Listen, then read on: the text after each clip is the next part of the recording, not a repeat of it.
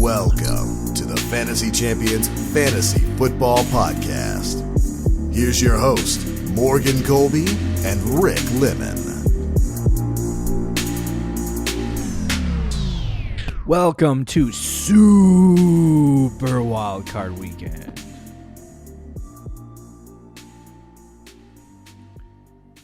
Why is it super wild? I'll explain that in a second. My name is Morgan Colby. I got Rick Lemon with me as always. Welcome to Fantasy Champions Fantasy Football Podcast. So I'm going to explain that to you. It's because there's an extra game. Usually there's two extra games. So there's usually only 4. Now there's 6. Super Wildcard Weekend. And they're doing one of them on Monday night with the stupid ESPN Monday Night Football crew who do not deserve to be rewarded. You know, like they bring the best referees out for this and the best NFL teams and the best players because it's the best time of year. It's NFL postseason football. And we being the crappiest announcing crew and the crappiest broadcast network ever in existence for the NFL back for this game. Wonderful.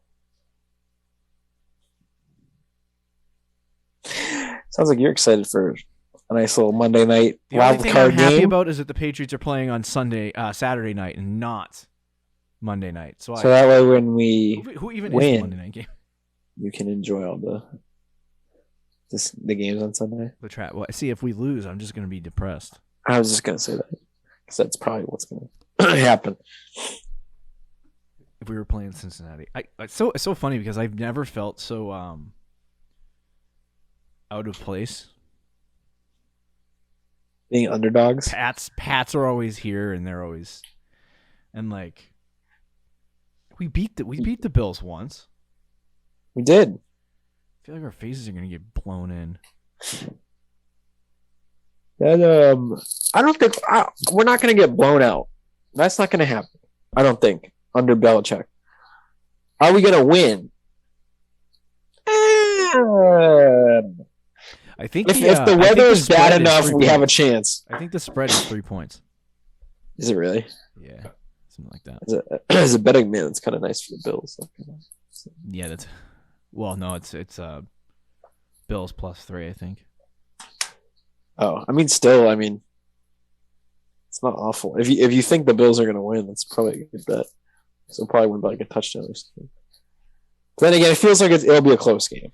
Yeah, I hope so. I like close postseason matchups.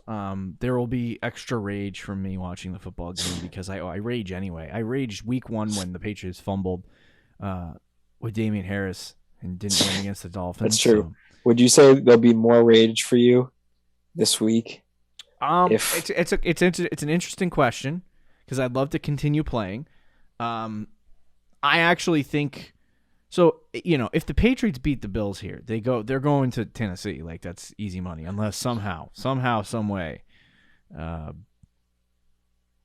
Pittsburgh Steelers pull off the biggest comeback that I think I've ever seen in my life. We'll play the Titans. Then they would play. If we can beat the Bills, I think it's possible we can beat the Titans. We already beat them once. 36-13. Without Derrick Henry and A.J. Brown and Julio Jones. But again. Yeah. Don't die. And it's in Tennessee instead of in Gillette. But the end of the road, if we go on some kind of run, the end of the road is the AFC Championship game. Yeah. Our Super Bowl would be the Titans game. Yeah, that would be it. Because we're probably gonna lose to either Cincinnati or KC on the other side. So, either way, the playoffs are this weekend. Super Wildcard Weekend. So it should be interesting. Should be fun. We have quite a few games to watch. As per usual, there always seems to be a breakout player, whether it's at quarterback, running back, wide receiver, tight end. There's usually a guy that just pops onto the scene in the postseason, drives that draft stock through the roof, and then tears his Achilles. Cam Akers. So yeah, somebody will do that. Hopefully not to tear the Achilles part, but wasn't it Playoff Lenny last year too? Playoff Lenny. Playoff Fournette. Didn't Ronald Jones get hurt in playoffs? And then remember. Leonard Fournette took over, and I don't know something. But either way, there's usually somebody that breaks out in fantasy, so we'll keep an eye on it. I remember Diggs. Remember the Minneapolis Miracle? Is that what they call it? Diggs caught the touchdown pass with time running out. And I believe that season he was relatively decent fantasy-wise. Like I think he was a low-end wide receiver too, or whatever. Could be wrong on that. You guys are looking at me like, oh my god, he was a wide receiver. But either way, he was actually wide receiver 16 on PPR with 170. So anyway, but after that, he became a low-end wide receiver 1 almost every year. So these breakout games are huge. Like postseason games, you start to see the real player, and then people kind of break out of their shell. Hopefully, it'll happen for Mac Jones. I was gonna say, you got any predictions? Mac Jones for this weekend? Yeah. Or even this postseason. Patriots winning. In what way? I mean, like predictions on who wins? In a player that no. Prediction on like a player that could be the next Fournette, the next Diggs, the next Cam Akers. Hold on a second. Got to pull up the good old playoff schedule. See what we got here. No one on the Raiders. The Bengals have already had. The Bengals kind of. There was this wicked funny clip, by the way. I sent it to Rick earlier this week. Jamar Chase in his press conference after getting what was it, 3 touchdowns and 266 yards. Yeah. And they were like, "Do you know you had more receiving yards than Patrick Mahomes had passing yards in this game?" He was like, "No way." It's like this kid doesn't even. I'm like, if that was me, I would have been all over that stat sheet, going, "Yeah, that's right, 266 receiving yards." But I guess has the chance to kind of break out if he has a monster game this week. Who dat? Devontae Smith. Ah, that's a good one. I like that one a lot. He gets like 10 catches for like a touchdown or 2. Did we get the Cam Akers part 2 dealio? Cam Akers part 2 against the Cardinals? Yeah, dude, because he might. I don't know if he's going to play. He only had 4 carries in the last game, and they didn't look very good. I think it was like 1 yard. So yeah, he'll play. I don't know if he's going to get a lot of work, but that's really interesting. And then we have the rando games and the other. See, it's still to be decided. But the 1 seed winners, Packers don't have anyone. Oh yeah. Chiefs, not the Chiefs. Titans don't really have anyone that would break out. No, that would break out. Steelers, Najee Harris already broke out. Yeah. I could see really if because what's his name? Hopkins is playing this weekend, correct? Who? Hopkins, or is he out for the season? No, D Hop's out for the year. Okay, all right. D Hop's out for the year. AJ Green kind of blows. Christian Kirk's going to be the main target, but I could see Rondale having a big game. Okay, that'd be good. I hope that's the case. I don't know if it will. But I think that's really it. Yeah, I would say that's kind of it. I like the Devonta Smith. Devonta Smith's a really good one. I mean, I will say Elijah Mitchell has been the guy all year, but if he does it in the playoffs and helps them win and gets like 140 yards and like 2 touchdowns against Dallas, poor Dallas, dude, they've been waiting. I know. That's probably the game of the week. Should I wear my was that Sunday at 4:30? Should I bust out the CeeDee Lamb jersey? You bust out the CeeDee Lamb jersey. I'll wear a 49ers jersey because I'm rooting for the 49ers. I'm up there and watch it with you. Anyway, yeah. What about Mac? Can Mac break out for fantasy? Yeah, I don't know. No, not for fantasy, just in real life. For sure. You know, if he goes into Buffalo, throws 3 touchdowns in 10-degree weather, I'll give you that one. Okay, all right, fair enough. But anyway, do you have any? You know, let's do this now because it's okay. We have a lot to talk about on this program, but we'll speak quickly. I'll say what we're going to talk about first. We're going to go through our top lessons learned from the 2021 fantasy football season on this episode of the Fantasy Champions Fantasy Football Podcast. We're going to give you the top 5 things we learned. Top 5 things we learned from the season this year, and how you can use and re-implement them into the long term for your next season. So we're going to be doing that. Before we do, check our website, fantasychampions.com. Follow us on Twitter, Instagram, Facebook, TikTok, all the social media. Just type our name in. If you're listening on Apple Podcasts, Spotify, Stitcher, or any other podcasts and platforms, please leave a review and share this pod with your friends. If you're watching on YouTube, subscribe, click the bell for notifications, like, and comment down below any questions you might have for the postseason, or leave a comment about who you think is going to bust out this weekend and show us all why we should have drafted them. Yes. Or should draft them next year, I should say. I was going to say, Rick, before I rudely interrupted myself, if that's a thing. All right. I'm going to give you this wild card weekend. We got to do this before the playoffs start. So, who you think's winning the Super Bowl, my guy? I told you before the show, I think it's the year of the Pack. I'm going to give it to the Packers. I think they've been so close for like 5 straight years, knocking on the doorstep. I think they finally get one this year and break through. I'm going to take a little bit of a deeper sleeper. Okay, I like it. Okay. The AFC, finally. They Pats? No. Okay. If I took the Patriots, I'm the biggest homer on the face of the earth. I'm going to take the Tennessee Titans. Okay. They got A.J. Brown, Julio. See, we can't do this. We Henry. took 2 1 seeds. I know we can't do this, but I don't even. I think the real 1 seed is the Chiefs. They just pooped themselves. So. Yeah, that's true. The Chiefs are the real favorites. Kansas City would be the real favorites to win the whole thing this year. I think they have the best team, but I would say Tennessee, only because I think Kansas City's defense is kind of fake. They played terrible in the early part of the season, and everyone was like, "Oh my God, they had such a great turnaround." Sure. They played zero talent, zero good offenses. So I think their defense is fake. I think their offense is really good, but it's kind of been sputtering this year. People are starting to figure them out. Tennessee has a really good defense, and when they have their guys together, they have one of the better offenses in the AFC. So I think the big thing is that you go up against the Chiefs, and one of the things you really have to do is control the game. And the team with the running back can control the game, and that would be Derrick Henry. So I do think the Tennessee Titans will go on a run this year. I think it would be tough against the Packers. Like if it was 2 1 seeds duking it out for the Super Bowl, I think it would be very tough for tough on the Titans to beat the Packers. But I think the Titans match up well against Kansas City. Okay, yeah. I'll take them. Dude, if Tannehill wins the Super Bowl, though, I'm never going to hear the end of it.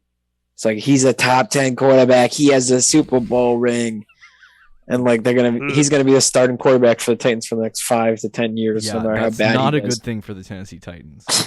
I don't think they'll care if they win 1 Super Bowl though. They're the type of franchise that like you get 1 Super Bowl, they're good for like 20 years. Yeah, seriously. I've also been itching to talk about the many head coaching firings. Oh my gosh, are we gonna do a whole show?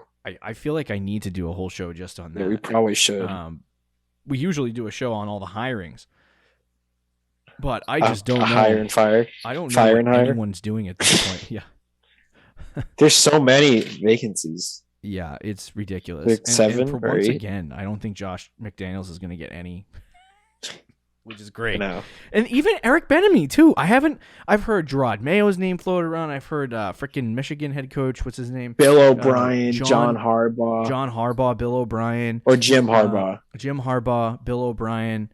I've heard Brian Flores, obviously. Doug Peterson. Doug Peterson has been floated around. So I'm like, I just so many Dan different. Quinn. The Bears are interviewing every defensive coordinator they can find because they look at Justin Fields and they say, "Frick you." I feel the same. Yeah, they want Dan Quinn and Doug Peterson. Dude, I heard Dan Quinn interviewed for the Dolphins job, I believe. And I was like, please do that. That would just be utter torture for Dan Quinn to face the Patriots every year. The Bears have what's his name? Bill Polian. And then they hired Doug Peterson. I'll take every good thing I've ever said about Justin Fields back because he's gonna suck. He's gonna be a bust. In that situation. You're just setting him up for failure. Like I don't know. I know a small amount about football. I don't know a ton about scheme and different stuff like that. Like I know about it, but I'm not like you throw me in a game plan room for the NFL, I'd be confused. So anyway, I feel like I can make better decisions than some of these owners. Yeah. Because I feel like it's his name. It really is. Like do you really want Dan Quinn? Go watch the tape of the Super Bowl. I know he got there. He's a great defensive coach. 8-2-3. He's a great defensive coach. He's a great defensive mind. I understand why you'd be interested in him. But again, like you said, go watch the Super Bowl. And then tell me you want to hire him. Go watch the last year Dan Quinn coached the Atlanta Falcons. Like, look what he did to that team. That same team, without Calvin Ridley half the year, and without Julio Jones, won more games. Dan Quinn sucks. Oh, it's like the Dallas Cowboys finally made the playoffs, but they go get Mike McCarthy. Like, they had probably the best quarterback that Mike McCarthy has ever coached, and Dallas thinks that's a good idea? I don't know. I can't. The best quarterback Mike McCarthy has ever coached? Yeah, Aaron Rodgers. Oh, I think you're referring to Dak. No. It's like, He was on the Aaron Packers, Rodgers? and they just collapsed internally. Yeah, Stupid. Anyway. true. So let's talk about our top lessons learned from the 2021 season. The NFL season is still going on, so that's why I'm as heated as I am. By the time we get to February, I'm going to be in tears. I'm going to be like, okay. Then you get to reset, enjoy the summer, and then go right back at it. I do have a question. I can't remember what it's called. Is it the USAFL or is it the USL? USFL. No, it's the USAFL. I believe. That was the USF. Is that what it is? I have no idea. Maybe you're right. I don't exactly pay attention. I couldn't tell you. It's the team. It's the league that used to be the XFL, and then they sold. It is the USAFL. Okay. I think, right? United States Football League is planned April 16th. It's the USFL. The United States Australian Football League? No, that's rugby. I'm so confused. Okay, yeah, it's the USL, United States Football League. 2022 inaugural season. I saw this on an ad. I believe this is the XFL, but the people that bought it changed it. So they still got, didn't they have the Generals?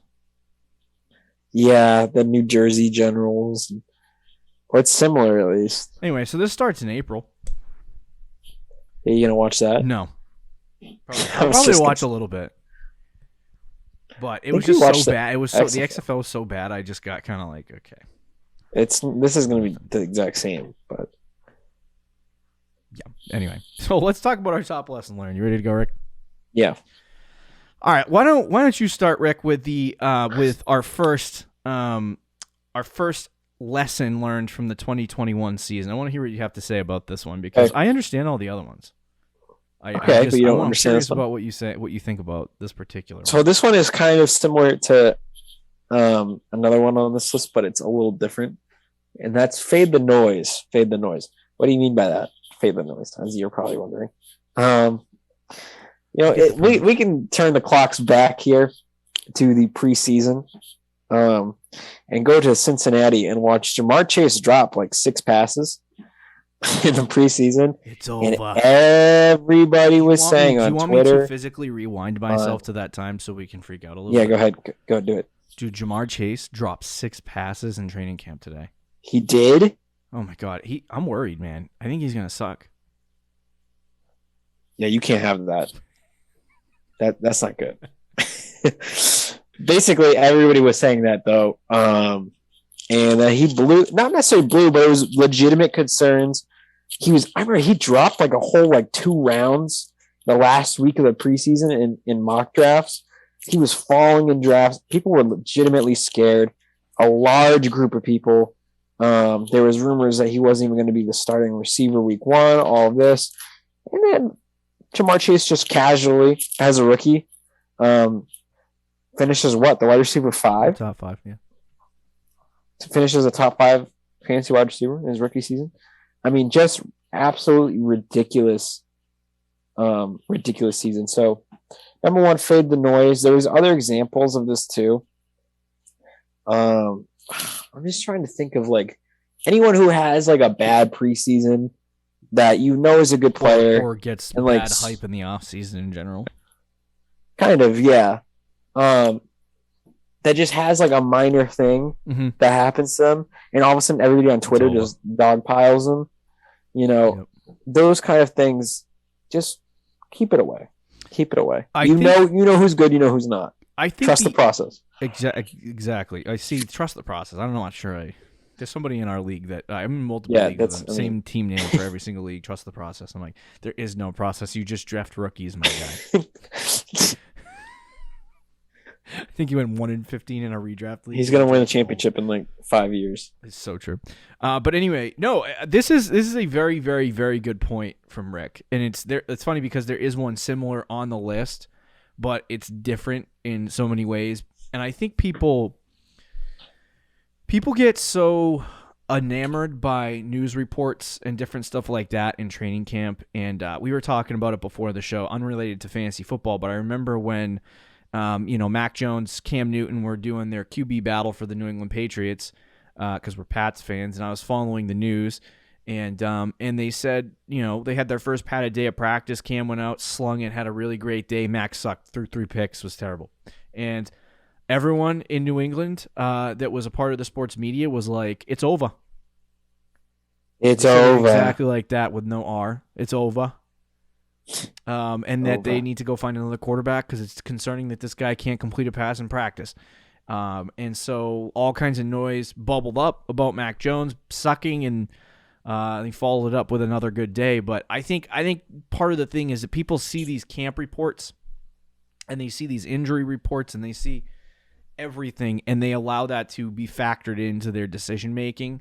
And there's so much like noise around a particular player, so many reports around a particular player, like Jamar Chase, for example, that people like I wasn't drafting him in the 6th round because I was like, I don't like drafting rookie wide receivers that high, even though Jamar Chase is transitional in terms of talent. But you just see some of these situations where people look at like players. Najee Harris is a great example of this. There was so much noise surrounding like Najee, and everyone was like, oh, there were truthers who were like, yeah, he's going to be really good like us. And then there was a large portion of people, I would say a majority of people, who said Najee Harris was not going to be a good running back for fantasy football and that you should not draft him because the Steelers' offensive line sucked, ignoring the fact that he was going to get 400 touches, somewhere around that. So I'm like, sometimes there's noise surrounding a particular player, and for whatever reason, you need to just like buckle that down. If you have good reasons why, and you have statistical and like video evidence of why you think a player is going to be good, then stick to that gun. Don't freak out because one stupid thing happened. I remember there was a ton of noise surrounding, and I guess this is unrelated to the situation because there's another one that's very close. So I think I'll save that anecdotal story. But fade the noise. Don't listen to the stupid news reports unless they really are important. Coach speak is so stupid. It's so annoying. No. But anyway, you have any more thoughts on fade the noise? No, I think we can move on to the next one. All right, so number 2, I'll take number 2. Is avoid bad offenses, and this one is this one's really good because I think we got burned a little bit by this year, Rick. Yes, we did. We had some guys that we really liked and some guys that we weren't super excited about, but I look right on the sheet right now for our running backs, like finishing on the season. A guy that we weren't super excited about, Leonard Fournette. Good offense. Oh, I know. Top 7. To be fair, that was just because we thought Ronald Jones would That's fair. At least be involved. Yeah, that's fair. He wasn't. But you look at the running back position and you talk about some guys that played a full season. And, Antonio Gibson was one of those guys. And while he was very good, fantasy-wise, he was an RB1, reached that threshold, he didn't improve at all. And I think the expectation of Antonio Gibson was top 5, was this guy's going to be top 5, top 6 in fantasy football. He's going to be a league winner. He's going to destroy people. People are going to regret not drafting him higher, all of that stuff. And it was pushing him up draft boards, and even myself included was hyping up Antonio Gibson to be this really great player and completely ignoring the fact that he plays for the Washington football team. Rick did the same thing, not to pick on Washington, but with Terry McLaurin. Yep. And Rick hyped him up, and he was in a bad offense. And it didn't matter if Fitzpatrick was throwing the ball or Taylor Heineke was throwing the ball. There was this perception around this guy because of the talent, but he's on a bad offense, and so people overdrafted him into a position that he just wasn't. And then it looked like he was a bust when the reality is he's just on a bad offense. And I don't look at him as like a player who sucks. It's just bad offense does not equal a lot of fantasy points. So avoid these terrible offenses. I was trying to think of another example at the wide receiver position. I can think of one. Yeah, go ahead. This player got hurt, so it wasn't fully his fault. But Jerry Judy was someone who a lot of people had as a breakout candidate. And he had a good first game before when he break his foot. He didn't break his foot, but he did something. I want to say he had like 10 points in PPR and only like he got hurt in the second quarter, so he was getting like heavily involved. So when he came back, there was a lot of high expectations for him, and he sucked. He really sucked, but it wasn't all his fault because that offense was brutal, especially the passing game. The running game, they were good, but in the passing game, at the end of the season, the last like 5 or 6 weeks, they were probably they were one of at least the worst passing offenses in the league. And it showed Jerry Judy only had one game in PPR where he had over 10 points after the bye week. Another example, Kenny Galladay. A lot of people had high expectations. They're like, well, he's very injury prone. So that's the reason people didn't want to draft him. I mean, we both avoided Kenny Galladay, and it was good on us for doing that because he was like a fifth or sixth round pick. But one of the negatives was he's very injury prone. We don't know how he's going to do in a new system. There's a lot of weapons there. The biggest thing was the Giants sucked. And Daniel Jones also got hurt, so it made it even worse. But even when Daniel Jones was out there, they still sucked. And Kenny Galladay still mostly sucked. He was okay in the first couple weeks of the season with Daniel Jones, but once Daniel Jones was out, he did not score 10 fantasy points rest of the season in PPR with Mike Glennon and Jake Fromm at quarterback. So, again, totally not his fault, but it's kind of what you get when you take someone who's in horrible offense. I had another fade the noise example, though. Back to one. Marcus Callaway. Oh, yeah. I was definitely on that train. Yes. Yeah. No, he wasn't horrible. No, I mean he was worth getting drafted at least. Wide receiver 42. Okay, so what was he picked? Like a 12th round pick? Possibly. In the 12th round? Okay, fine. That's fine. You're defending it. Don't defend bad decisions.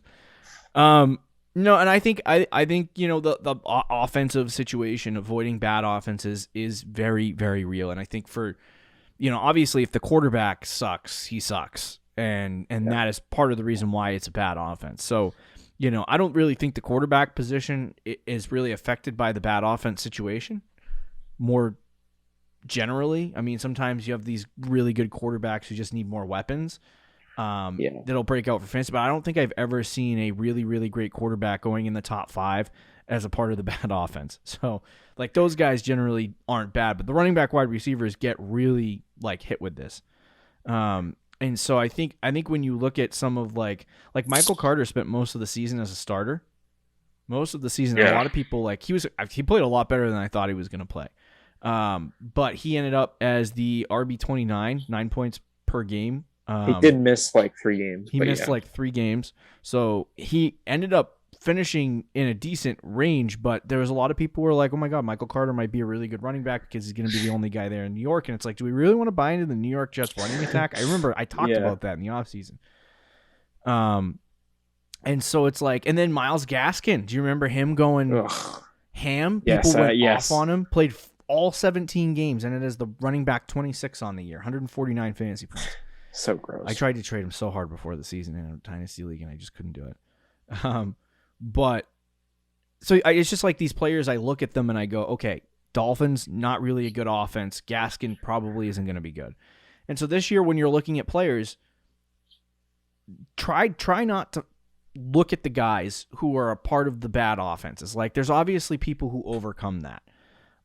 But you have to be ridiculously good. Like, would you say Pittsburgh's a bad offense?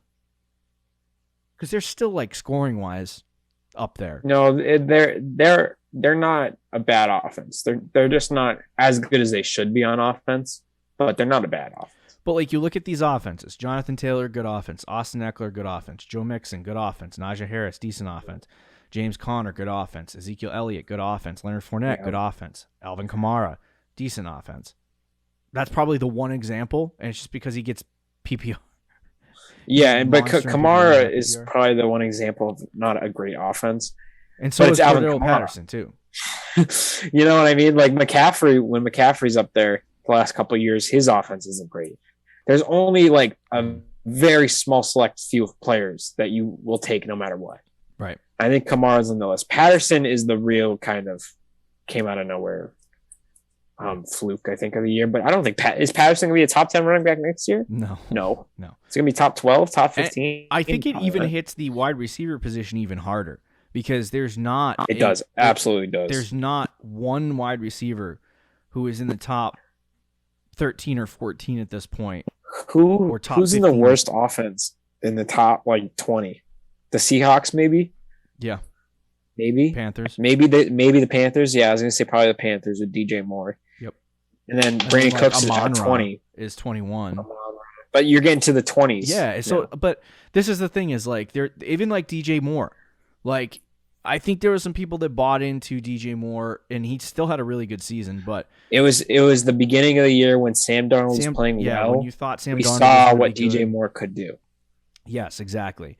And I think that you still had to look at the Carolina Panthers situation and be like, okay, if Darnold ends up not being good, which is what ended up happening, then DJ Moore is probably not going to be great.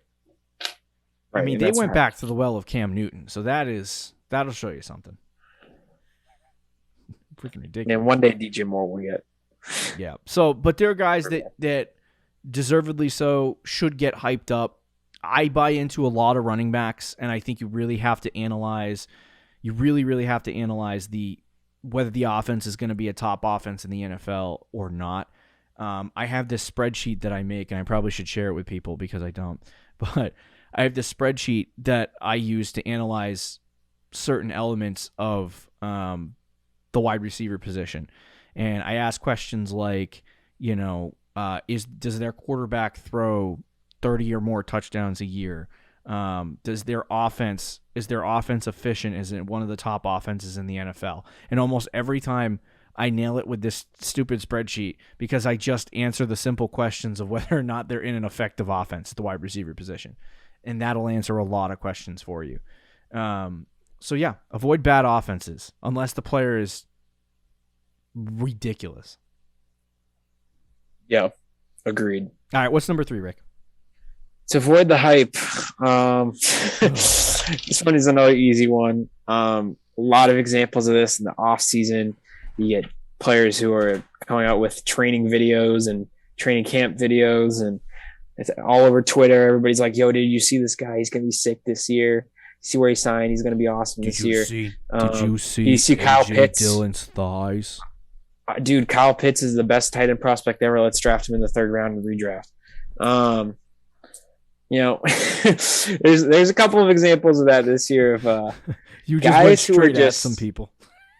What is it? It's like you just went straight at some people. I know. Kyle Pitts is the best tight end prospect to come out ever. Let's draft him in the top 3 rounds. Exactly, in redraft, which is again mind blowing. Even I fell into the hype a little bit at one point this year. I remember I tweeted out. So this is an example of me being able to catch myself though, and I fixed it because I have the receipts to prove it. I just remembered this. In the beginning of the offseason, I really liked Trevor Lawrence. And I was like, I think he could be a great late round pick. All this stuff. And then in about July, midway to the end of July, I wasn't the only one with that opinion because he's Trevor Lawrence. And there was some hype videos with like him and DJ Chark throwing touchdowns and stuff. And he got all the way up to, I think, QB, the 10th quarterback off the board and sleeper and going in like the 9th, 10th round. And I remember tweeting it and saying, how is he going ahead of all of these quarterbacks? This is insane. And I didn't draft him in any leagues. And I'm glad I did not in redraft because he had a horrible season. And it's just a part of the hype getting blown out of proportion. And every single year, you're going to see this. Every single year, there's players that get hyped up and they move up rounds all the way up to August. Yep. I remember 2 years ago, and we liked Clyde, but he got to a point where he went to the top 5 in the draft. Dude, people are stupid. Yeah, and it just I liked ruined Clyde that year too, and I was like top 5. Right. Oh, Just gets way blown out of proportion. I got one for the avoid. Okay. All right, so I want to say maybe can we amend the first word to beware the hype instead of avoid? Fair. Because there's hype that is well worth it, like Jonathan Taylor. True. Yeah, that's true. well worth the hype this year, even if I wasn't hyping him Be up. cautious of the hype. Yeah. Beware, be cautious of the hype. Yeah, beware. This is why it all comes down to like, because if you're drafting guys based on like the energy surrounding them or the you know, the hype, if you want to say that, like if you're drafting guys based on that and you're finding excitement in those stupid, you know, bench press videos for DK Metcalf where he you know, or the video where he friggin' leaps over a pole, like I picture of about that. Mike Davis's thighs. Yeah, dude. And so it's like like the 5th round. Yeah, and I'm like, it's just ridiculous stuff. And it's like, it's just if you're using that stuff to me. I remember a couple of years ago when Montgomery first came out, and I was sweating on Montgomery, but even this, I was like, okay, guys. But people were sharing around a video of David Montgomery spinning around trash cans. Like on a practice field. He would juke and spin around just stationary trash cans. And I was like, okay, good for him. He's training. And everyone on Twitter's like, RB1. And I'm like, what? What are we doing here? I can't stand it. It makes me crazy when I see that stuff online. And some people are joking about it. Some people are like physically joking. True. But it's just like in the off season, people really have nothing better to do than watch workout videos. At least they don't do that for Jameis Winston's workout videos because that. I mean, like I said, I buy into the hype too much too sometimes. But I mean, there was a video. Go ahead, continue. No, go ahead. You finish what you're saying. Sorry. This player wasn't even bad, and he has a very bright future. But before he even got drafted, Elijah Moore had that workout video. Do you remember that? Yeah. Where he was against corners in shorts, and he like was route running, and he looked insane. I literally saw that video, and from that moment on, I wanted Elijah Moore in every single league. Yep. And I was like, just off one Twitter video. Because you have this sick obsession with Jets wide receivers. This was before he even got drafted by the. I remember when he got drafted by the Jets. You still got a Denzel Mills shrine in your closet, don't you? No, I don't. You used to though. I do think he's better than. I hope he gets traded and goes somewhere. That's all. He's better than Jalen Reagor. That's all I'm going to say. I don't know about that. Did you see how many yards Reagor had this year? Yeah, it wasn't good. He still had more catches. There was some stat where it was like he had less receiving yards. Oh, yeah. Henry Ruggs had more receiving yards than Reagor, and Henry Ruggs is in jail. Yikes. So what I was gonna say is, for the beware the hype. I think that a perfect example of this, a perfect example. Rick gave the perfect example, which is Kyle Pitts. But I think another really great perfect example would be Travis Kelce, and him coming off one of the best years ever by a tight end. The best year that he's ever going to get. One of the best years that he's ever going to get. And that being justification, and I swear to you, I thought that this was going to drop. I remember we did our first round projection, mock draft thing, which I think we do next week, which is, coming around on that. Exciting. But anyway, we did that, and me and you both were like, do we really think Travis Kelce is going to go in the first round? And you were like, yeah, he's definitely going in the first round. I had more faith in everyone. And I thought maybe people were going to be smart enough by the time the season started that he would become a mid to low second round pick in redraft. And that didn't end up happening. He stuck right around 9 to 11 in redraft. And that might be, he still performed as a tight end too. He was still fantastic. He was still Travis Kelce, but it was one of the worst draft selections. To take him at like the 105. To take him at the 105, 106, 107. And people were hyping that up and saying, oh my God, Kelce just had the best year of his life. Let's buy in for next year. And it's like, that's playing hindsight. That's playing fantasy football by looking at the previous year. Reverse. Yeah, look at the previous year and say, okay, what did this guy do, and try to find numbers and analytics to back up your point. But don't look at the previous year and go, I should draft this guy top 5 because of his finish last year. That's the dumbest thing you can do. And I think people got hyped up on Travis Kelce. They got drugged up on Travis Kelce. And they were like, I'm going to draft him so high this year because of the tight end discrepancy. And I got into fights with people on Twitter. And that ended up being the dumbest draft pick that you could have ever made. And it's like, people are so desperate. He would have been great as a third-round pick. Oh, yeah, great as a third-round pick. Really great. Even late second, I think you can justify it because if you compare his PPR numbers to like, he would have been like the wide receiver 9 or 10, right? So late second round, you can at least justify it. I was just going to go look at that. Yeah, you can justify it. But first round, as like ahead of pretty much every wide receiver minus Davante Adams. Kind of dumb. He was. And even then, he was ahead of Davante Adams. I saw a league where someone took Kelce ahead of Davante Adams. Oh, how'd that work for you? Yeah, and he had 262 fantasy points to 343. And I think the funny thing is that a lot of people use. It's not just the fact that, like, obviously Travis Kelce's never going to score more fantasy points than Davante Adams. Like, that's not going to happen. Until Davante Adams or one of these two guys craps a bed. But in a normal season where Adams plays the whole season and Kelce plays the whole season, like those two guys are never going to score. Like Adams, I would bet with Rodgers a full season like this year would outscore Travis Kelce almost every season. So, I say that because I think the argument for Travis Kelce was the fact that there's such a divide in or discrepancy in tight ends that if you could get a really great tight end early and figure out the rest later, you have an unfair advantage. And even that didn't come to fruition because Mark Andrews was better. He was better. Yeah. So that was one of the hype things that I saw. I was like, people just hyped Travis Kelce right into that first round, and I was like, no thanks. We'll avoid that. But anyway, any more thoughts on that one?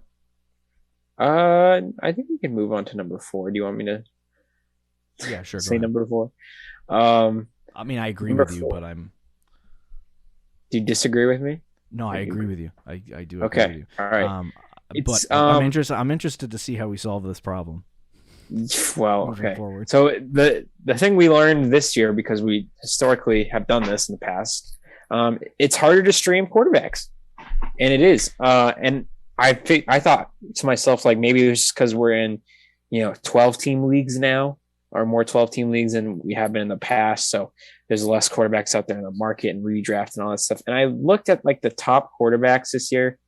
Every year I feel like there's at least one guy who's in the top 10 who came out of nowhere. It didn't really feel like that this year. Josh Allen was drafted early. Herbert was drafted, middle round, 6th round. Brady was a 7th, 8th round pick. Mahomes, Stafford was like an 8th, 9th round pick, but he was still drafted to be a starting quarterback. Rodgers, same thing. Dak Prescott was an early pick. Burrow, you can kind of make that argument. He's probably the closest thing to that as the QB8, but even then he was getting drafted in a lot of leagues as like a backup quarterback. Yep. Jalen Hurts was drafted. Obviously, Kyler Murray, Lamar got hurt, and Russell Wilson got hurt, but they were pretty solid.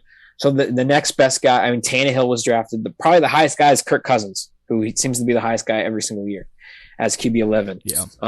He was probably your best bet to stream on a week-to-week basis.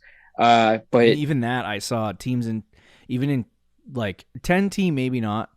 But in 12-team, you would think that guy was the guy to stream because he's like, he was QB 11, but there were teams that had Lamar. There were teams that had Russ and, there were teams that had Derek Carr on their, on their bench for the whole season. But Kirk Cousins, you would think, I had several leagues where he was just starting week to week for one team. And now the guys, right, exactly. That's how desperate it got. The guys who were kind of available if you were trying to stream quarterbacks all year. When we did our streaming show, guys that we talked about almost every week, Carson Wentz, Taylor Heineke, Matt Ryan, Teddy Bridgewater, Jared Goff, Baker, Tua, Danny Dimes in the beginning of the year. At the end of the year, it was kind of like Justin Fields, threw some rookies in there. But overall, nothing fantasy-wise that really did anything good. Matt Ryan had a horrible year. Carson Wentz is Carson Wentz. Jimmy G had his moments, but he's still not, a great fantasy quarterback at all. Taylor Heineke, same thing.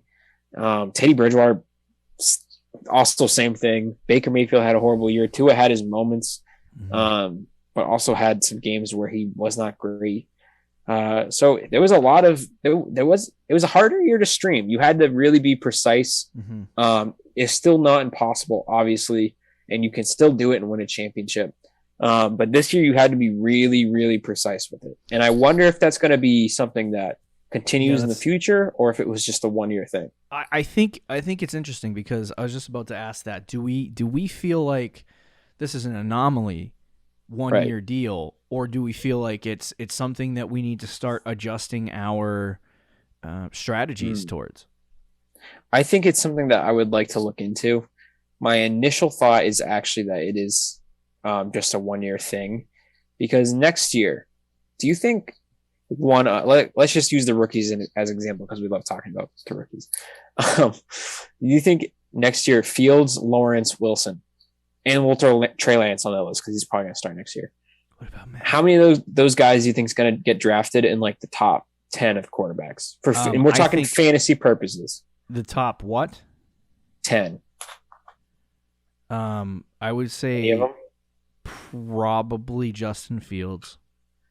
Okay. And then if Lance plays, I could see him going in that range. I don't. But if that happens, and I don't, then I think people are kind of dumb, and I take back my point. But if the rankings go pretty much, I could see just one though. That Sure. Jalen Hurts this year was like a 9th round pick, and I believe he was like the 10th quarterback off the board. Like I could see that kind of thing happening with a rushing quarterback like a Trey Lance or a Justin Fields. I think there's a chance next year. Like let's say the top 10 quarterbacks that you see that finished in the top 10 this past year go in the draft as that order, some kind of order, but those 10 guys, and plus like Lamar, Russell Wilson, whatever. So you get guys like Baker who will go undrafted. I don't think Baker has the same year this year that he did last year. You'll get guys like Trevor Lawrence who will go undrafted according to that, if this plays out like this. I don't think Trevor Lawrence has that bad of a year. I think Lawrence will have good games next year and will be streamable in week to weeks. I think one of Fields or Wilson won't be drafted. And one of them are going to have good games. Like, I think there's a lot more chance for parity next year between the middle to later, like QB2s, like that QB like 13 to 23 range. I think you're going to see a lot more parity next year, but I could be wrong. Just because there's going to be less rookies starting. I think maybe Kenny Pickett will be starting, and maybe you could say one other rookie quarterback, but this year we had 6 pretty much if you include Davis Mills. Yeah. Right.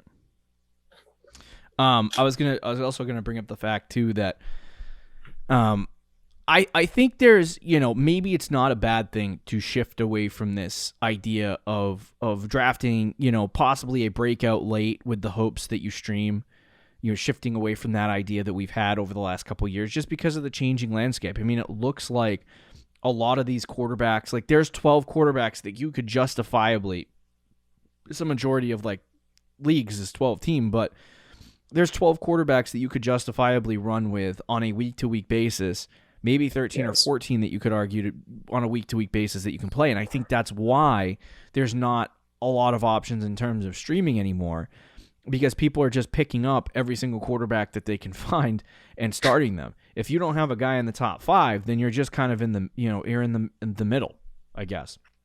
Yeah. And as you drop down that list, you end up with guys like, Carson Wentz and Jimmy Garoppolo and Mac Jones, Taylor Heineke, like some of these guys that finished in that range, and that's gross. It's not good. So I think for me too, the thing that I want to look at is where should you draft a quarterback? If you're not going to take one super, super late and try to stream, or you're going to try to take that strategy or that approach, you're going to switch it and you're going to try to draft like high or change your quarterback approach altogether. What is the right strategy? And so I wanted to look at last year in order some of the quarterbacks that went off the board. So obviously Mahomes was the 101 of quarterbacks. Yes. First quarterback taken off the board. Mahomes finished at number 4. Memory serves me right. Next guy would be Kyler Murray. Josh Allen. Who was good, 22 points per game. I would put that in the top 5.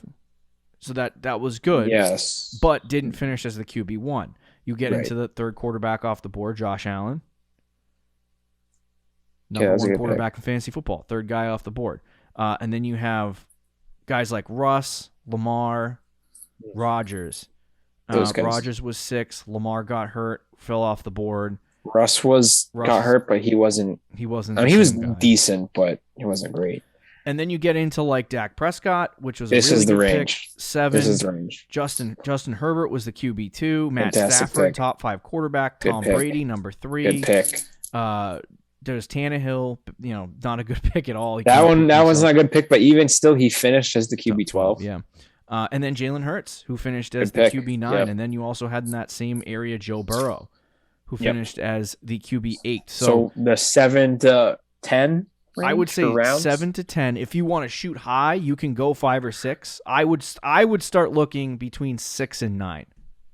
Okay. That's where I would start looking if I was going to do quarterbacks in that range. And that's kind of what I did this year. I went 8 and 9 this year with quarterbacks. Yeah. I don't like that I drafted Ryan Tannehill, but whatever. In the home league, I should say. But I think that's the prime area to start looking at taking a quarterback. So yeah, I agree. I'm on the same boat with you on that one. Okay. And let's go through the last one relatively quickly because we're 51 minutes into the sucker. Okay. Find a league winner. Find a league winner. I'm gonna let you know how to do this. Okay. At some point this offseason, once I figure it out. I was just gonna say because clearly I don't know how to do that. So essentially, if you're just popping in now, your fantasy season ended, last week, and you're like, what do I do now? And you're listening to our podcast for the first time, and it's the first time you've really jumped into any fantasy football content. And you're like, okay, what's a league winner? What do you mean by that? A league winner is essentially a player that kind of comes out of nowhere. Like, even if you draft him in like the 4th or 5th round, I would say 4th round and beyond. Sure. You draft that player and they go off all season. Even so, like you could say you could take a guy in the 3rd round and he finishes as like the RB1. That's kind of a league winner. Yeah. So I guess 3rd round and beyond. You could even do 2nd round and beyond because sometimes players absolutely, like, you could get the number 1 running back in fantasy football in the 2nd round. Joe Mixon was kind of a league winner. Yeah, RB3. Joe Mixon was kind of a league winner. But you talk about guys like this year, Cooper Kupp going in the 6th, 7th round. He ended up winning leagues. Deebo Samuel, who was going in the 8th, 9th round, won some leagues. So it's players who you don't anticipate being these breakout guys. Because you draft Dalvin Cook, you expect him to be that guy, right? Yeah. So you're not like, oh my God, Dalvin Cook won my league, because you expect your 1st round pick to win your league. You know what I mean? Like, you want him to be doing that. Right. But you want to find guys that are on most fantasy championship teams, and those are the league winners. The question is, how do we do this? Because if you want to win a fantasy championship, you got to have one of those guys. It's hard. It's hard to find them. It's hard to I can build sure a very good roster, and if I don't have a league winner, then I'm toast. I don't know why my phone just went off for ESPN. There's not an exact science to it, I think, which is sort of the problem. I think you just got to do your best. I want to go back this offseason and kind of look at some of the past league winners and what their sort of situations look like, see if you can find a common denominator. I'll say for this year, if you look at Debo, you look at Cooper Kupp, and you look at, maybe not Jonathan Taylor. Let's just start with Cooper Kupp and Debo. Those guys had someone next to them, kind of shadowed them. A lot of people were more hyped about the other guy. More hyped about Robert Woods. More hyped about Brandon Ayuk. Yep. Debo didn't have this, but Cooper Kupp had a new situation, a new quarterback, an upgrade at quarterback. The target situation for him didn't really change in the offseason. he was still going to be either the top guy or the number 2 guy. Mm-hmm. And both guys, and you can include Jonathan Taylor in this list, who was considered another league winner for us. These guys were all in great offenses, which goes back to our point earlier. The 49ers offense is the only one that's probably not great. But even the 49ers offense isn't bad, especially for fantasy purposes. So you add that.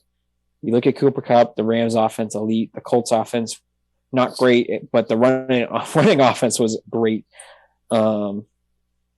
And yeah, I think those are the only things, but I'm not sure if there's like an exact formula to it, you know? Yeah. Sometimes maybe it has a little bit to do with luck. And you try to find some guys and make the right decisions, but sometimes it's just completely like random. Like Debo, I feel like was random. Like that was not something that people could have predicted that he was going to have the season he had. It was random for the fact that he was as good as he was. Yeah, I think some people were like, "Oh yeah, Debo's going to be good this year. He might finish like top 15," but I don't think anybody was. That was a hot take. Like if I said Debo Samuel finished top 15, that was like, okay, you're steaming. Back in August, but like now we look at it and it's like, okay, he was a very very highly touted receiver in one leagues.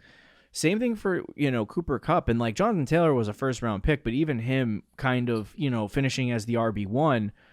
Getting drafted 9 picks after that is huge. Like you didn't have to draft 101 to do that, and you had better guys in the second round to do it. It gave you more flexibility on what you could do with your draft because you got Jonathan Taylor. Now, I think when you look at these guys down the stretch, there's a couple of variables that go into it. I think obviously how effective the offense is, like Rick said. I think you also have to look at schedule and how easy or hard their schedule is during the postseason. So once you get to that, I know how to build a roster that gets to the postseason, but you got to actually win when you get there. And you got to have those players. So easy schedules are really kind of what I've honed in on over the past couple years in terms of finding those league winners. But it's really just guys that come out of nowhere and perform extremely well, for the entire season and in a shocking way. And it's hard to figure out which guys are going to do that because it's usually everyone. By the time you get out of the third round, everyone's got their own opinion on a player, and that's he could either be the worst player ever and suck according to some, or he could be a guy that's going to break out this year to others. Like I said, the offense thing though does help narrow it down. I mean, you look at James Conner, who you can make an argument was a league winner before he got hurt. In the Cardinals offense, the Buccaneers had 2. You could make the argument. Or at least they had Fournette before he got hurt. And then super early on, Antonio Brown looked like he was going to be a league winner. Yeah. I mean, was he a 9th round pick? First 5 or 6 weeks of the season, he was getting 20 points a week. Then he got hurt, and obviously that changed things. But those players that kind of not necessarily come out of nowhere because you like those sort of players, but you liked James Conner. We both liked Antonio Brown. Fournette we didn't like, but again, that was the Ronald Jones effect, so I feel like it's a little different. But the offense thing I think is key. An example of this for someone maybe next year too, and I'm just using this as an example, but like let's say T. Higgins goes in like the 5th, 6th round. Jamar Chase is obviously going to be the hyped up guy, and then Chase maybe has a bad game or two, or maybe he gets hurt, and all of a sudden T. Higgins ends up being very good after being 70 targets. Receiver 21. Yeah. Something like that. No, that I was just about to bring up the Bengals offense because I'm like, you have to kind of find those offenses that, like, if you go and you look at an established offense like the Tampa Bay Buccaneers, for example, right? You know Chris Godwin's good. You know that Mike Evans is good. You know that Gronk is going to be decent at tight end. You know that whoever gets the rock is going to end up being good at the running back position, right? In Green Bay, Devontae Adams is going to be really good, and there's no one else on that team that really would be great except for Aaron Jones. And so it's like you look at the established good offenses in the NFL that have been good offenses for 5, or so years. Those teams already have those established players, and you can look at them and go, okay, maybe they added a guy. Like if the Chiefs go out and add Allen Robinson, that might be a really good pick. And that would be one of those hype picks. But like generally speaking, it's the offenses that are up and coming, like the Cardinals this year or the Cincinnati Bengals this year. Like those two teams can score at will when they want to, essentially. Yeah. But they have new talent. They have these new guys, these new names. Like we brought up earlier in the show, Rondale Moore possibly being a breakout guy this weekend or during the playoffs for the Cardinals, possibly without DeAndre Hopkins there. And it's an interesting reality when you start like looking through these offenses where they're up and coming, they're starting to get better. What pieces of these offenses can we find to say maybe this guy's a league winner? You know what I mean? Yeah. You look at Deebo Samuel, he was in a 2 wide receiver situation. Cooper Kupp, 2 wide receiver situation. Jonathan Taylor had some question marks because there was a lot of running backs in the backfield. Some of these situations, maybe they need to analyze and kind of overlook some of those things because the talent is there and the history of the coach says, I'm going to get this guy the ball. So yeah, I think that you have to kind of look at some of those things. It's an interesting dynamic. I will figure out how to find a league winner eventually. Yeah, you'll get one this year. Or this upcoming year. Yeah, I would hope so. But anyway, I have to find my outro clip. It's been so long. I don't think we've had this long a show in a year. It's been a while, yeah. A while. So anyway, enjoy super wildcard weekend, and we'll see you on Tuesday, my friends. Have a good one. See you guys. Thank you for listening to the Fantasy Champions Podcast. Make sure you subscribe on iTunes and YouTube, and follow us on Twitter @TheFFChamps.